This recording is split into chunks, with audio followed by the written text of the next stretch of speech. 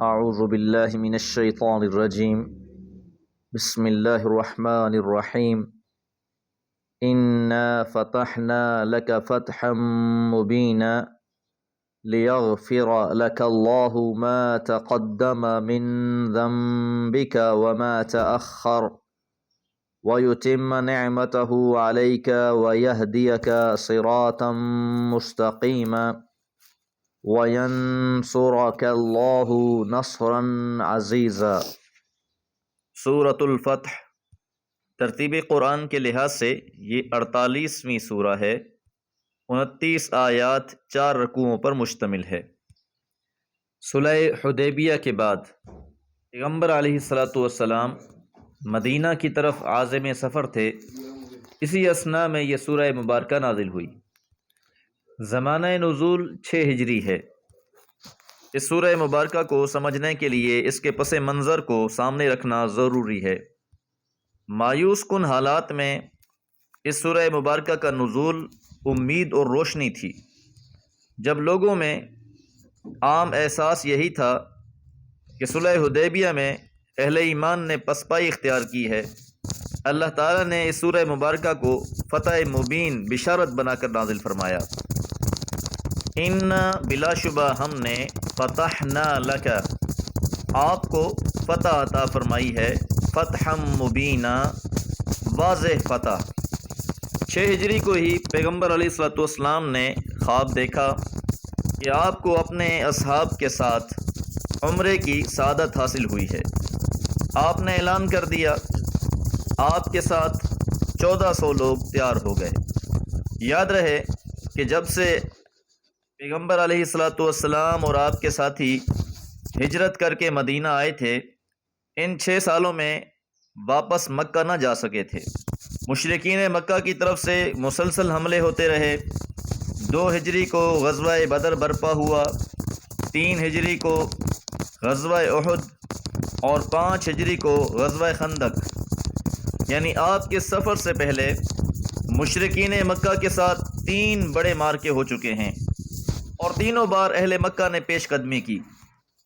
اب جب 6 ہجری کو پیغمبر علیہ الصلوۃ والسلام اپنے ساتھیوں کے ساتھ مدینہ سے نکلے تو 6 میل کا فاصلہ طے کرنے کے بعد ذوالحلیفہ سے عمرے کا احرام باندھا، قربانی کے لیے 70 اونٹ لیے اور ان کی گردنوں میں پٹے ڈال دیے تاکہ یہ معاملہ واضح رہے، یہ قربانی کے ہدیے ہیں، ان سے کوئی تعارض نہ کیا جائے۔ جنگ کا سامان ساتھ نہ لیا گیا، صرف تلواریں تھیں اور وہ بھی نیام میں تھیں۔ یہ واضح پیغام تھا کہ پیغمبر علیہ الصلوۃ والسلام اور آپ کے ساتھی جنگ کے لیے نہیں جا رہے، بلکہ محض عمرے کی نیت سے نکلے ہیں۔ لیکن مشرکین مکہ سے یہ بات ہضم نہ ہوئی، لہذا انہوں نے راستے میں ہی چھیڑ چھاڑ شروع کر دی۔ پیغمبر علیہ الصلوۃ والسلام جب حدیبیہ کے مقام پر پہنچے، آپ نے ایک شخص کو قریش کے لیڈروں کے پاس یہ پیغام دے کر بھیجا کہ آپ عمرے کے ارادے سے آئے ہیں، اس کے علاوہ اور کوئی غرض نہیں۔ لیکن انہوں نے قاصد کو قتل کرنے کا ارادہ کیا۔ بڑی مشکل سے وہ واپس آیا۔ اس کے بعد آپ علیہ الصلوۃ والسلام نے حضرت عثمان رضی اللہ تعالیٰ عنہ کو سفیر بنا کر بھیجا۔ انہوں نے بھی قریش کو یہ اطمینان دلایا کہ ہماری نیت صرف عمرے کی ہے۔ اہل مکہ نے حضرت عثمان کے ساتھ کوئی بدسلوکی نہ کی اور آپ کو یہ پیشکش بھی کی کہ آپ اگر اکیلے خانہ کعبہ کا طواف کرنا چاہتے ہیں تو کر لیں۔ حضرت عثمان رضی اللہ تعالیٰ عنہ نے اس پیشکش کو رد کر دیا کہ پیغمبر علیہ الصلوۃ والسلام کے سوا وہ طواف کرنے کو بھی تیار نہیں ہیں۔ حضرت عثمان کو مکہ میں ٹائم لگا، یہاں اہل ایمان میں یہ افواہ پھیل گئی کہ حضرت عثمان کو شہید کر دیا گیا ہے۔ اس خبر کو سن کر آپ علیہ الصلوۃ والسلام نے لوگوں سے بیعت لی، جہاد کی کہ اب ہم قریش سے جنگ کریں گے۔ تمام صحابہ نے آپ کے ہاتھ پر بیعت کی، اسی کو بیعت رضوان کا نام دیا گیا، اور بیعت کرنے والوں کو بشارت دی گئی۔ بعد میں یہ بات بھی واضح ہو گئی کہ حضرت عثمان کو شہید نہیں کیا گیا، اور مشرکین کی طرف سے سہیل بن عمر اپنے وفد کے ساتھ حدیبیہ پہنچا۔ پیغمبر علیہ الصلوۃ والسلام کے ساتھ مذاکرات ہوئے، بالآخر دونوں فریق صلح پر راضی ہوئے۔ لیکن اس کی شرائط اہل ایمان کے لیے تکلیف دہ تھیں۔ سب سے زیادہ تکلیف دہ شرط یہ تھی، اس سال مسلمان عمرہ کیے بغیر واپس چلے جائیں، اگلے سال آئیں گے، اہل مکہ کو 3 دن کے لیے خالی کر دیں گے تاکہ کوئی تصادم نہ ہو، اور اہل ایمان عمرہ کریں گے۔ یہ بھی طے پایا کہ 10 سال تک دونوں فریق آپس میں جنگ بندی رکھیں گے۔ شرائط میں سے یہ بھی شرط تھی کہ اگر قریش کا کوئی آدمی بھاگ کر مدینہ چلا گیا اسے واپس کر دیا جائے گا، لیکن اگر مدینہ سے کوئی شخص مکہ آ گیا تو ہم واپس نہ کریں گے۔ ان شرائط میں سے یہ بھی تھا کہ قبائل میں سے جو بھی قبیلہ چاہے فریقین میں سے کسی کا بھی حلیف بن کر معاہدے میں شامل ہو سکتا ہے۔ یہ بھی بات طے ہوئی کہ اگلے سال عمرے کے لیے آئیں گے تو صرف تلوار لے کر آئیں گے اور وہ بھی نیام میں ہوگی، باقی کوئی جنگی ساز و سامان نہیں لایا جائے گا۔ اب اہل ایمان کیونکہ مدینہ سے عمرے کا احرام باندھ کر نکلے تھے، جانور ساتھ لے کر چلے تھے، اب انہیں حکم دیا گیا کہ وہ حدیبیہ کے مقام پر ہی جانور ذبح کر دیں، سر منڈوا لیں اور احرام کھول دیں۔ اور پھر پیغمبر علیہ الصلوۃ والسلام نے ہی سب سے پہلے یہ عمل کیا، اور آپ کو دیکھ کر باقی لوگوں نے بھی اس پر عمل کیا۔ جاتے ہوئے بد دلی تھی، لیکن اللہ تعالیٰ نے اس صلح کو فتح مبین قرار دے دیا۔ اس صلح سے پہلے اہل مکہ اہل ایمان کی کوئی حیثیت نہیں سمجھتے تھے، لیکن ان شرائط نے یہ بات واضح کر دی کہ اب وہ بھی مسلمانوں کو ایک قوت سمجھتے ہیں۔ 10 سال تک جنگ بندی سے فائدہ ہوا کہ اس اثنا میں اور علاقوں کو فتح کر لیا گیا۔ اگرچہ اس صلح میں بظاہر اہل مکہ کا پلہ بھاری رہا، لیکن نتائج کے لحاظ سے اسے اللہ تعالیٰ نے اہل ایمان کے لیے فتح مبین قرار دیا۔ قریش مکہ نے اعلانیہ طور پر بیت اللہ پر مسلمانوں کا حق بھی تسلیم کر لیا، اور یہ صلح حدیبیہ فتح مکہ کی مبادیات میں سے تھی۔ آگے فرمایا لیغفر لک اللہ، تاکہ بخش دے آپ کو اللہ تعالی، ما تقدم من ذنبک، جو آپ سے پہلے کوتاہی ہوئی، وما تأخر، اور جو بعد میں ہو۔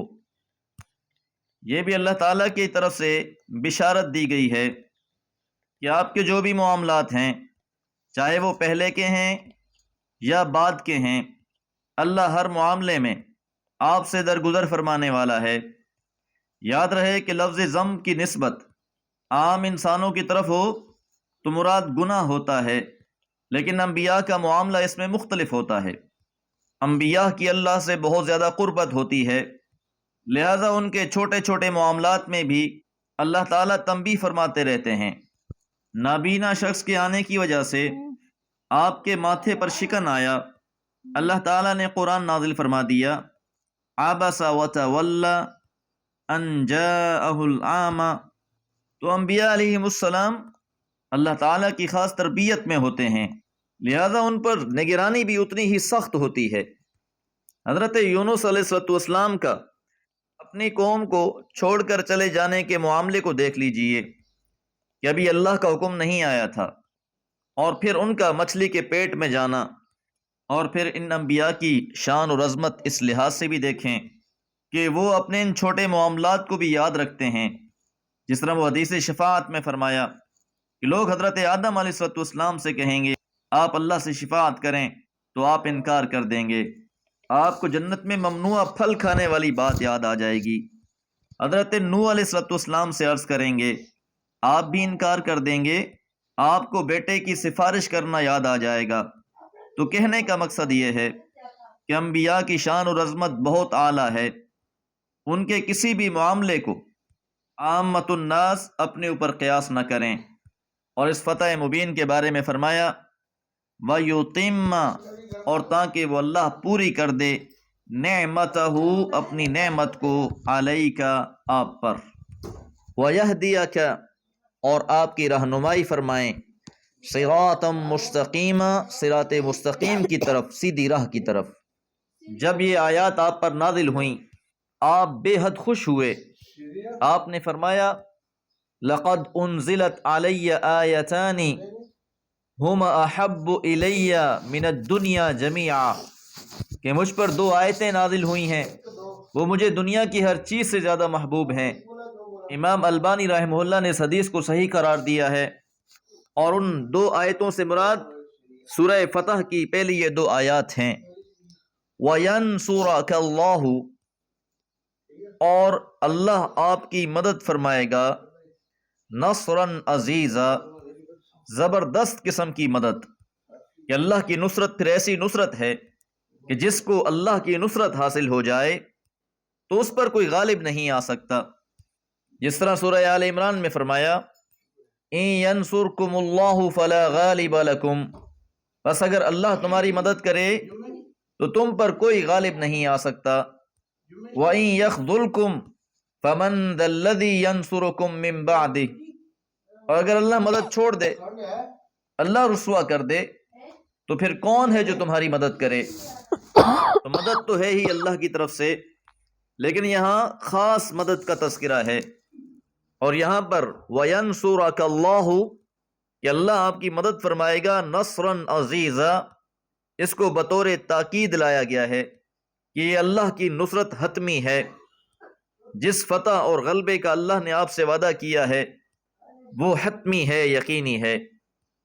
اللہ ہماری نیکیوں کو قبول فرمائے اور ہماری لغزشوں سے درگزر فرمائے۔ وما علیہ الا البلاغ۔